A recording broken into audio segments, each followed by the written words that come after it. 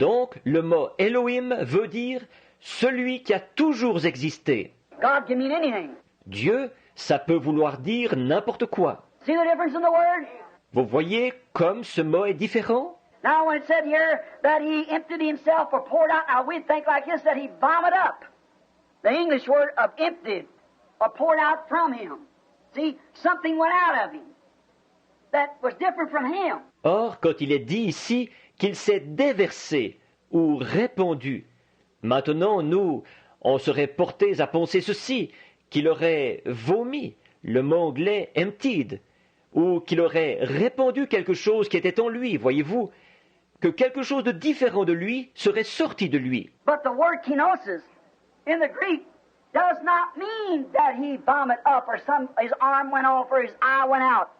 Another person. Mais le mot kénos en grec ne veut pas dire qu'il aurait vomi ou son bras serait parti ou son œil serait parti, une autre personne. That is, he changed himself.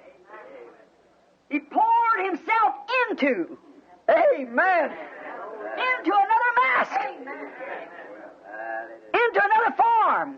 C'est qu'il s'est transformé, il s'est répandu dans, amen, dans un autre masque, dans une autre forme. Not another person went out of him, called the Holy Spirit, but it was he himself.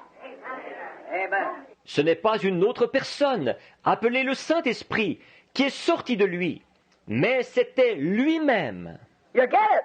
Vous saisissez? He himself poured himself into the people. Christ in you. Il s'est répandu lui-même dans les gens. Christ en vous.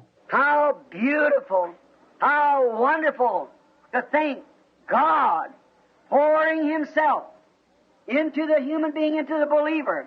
Comme c'est beau, comme c'est merveilleux de penser que Dieu s'est répandu dans l'être humain, dans le croyant. Pour out. It was a part of his drama to do so.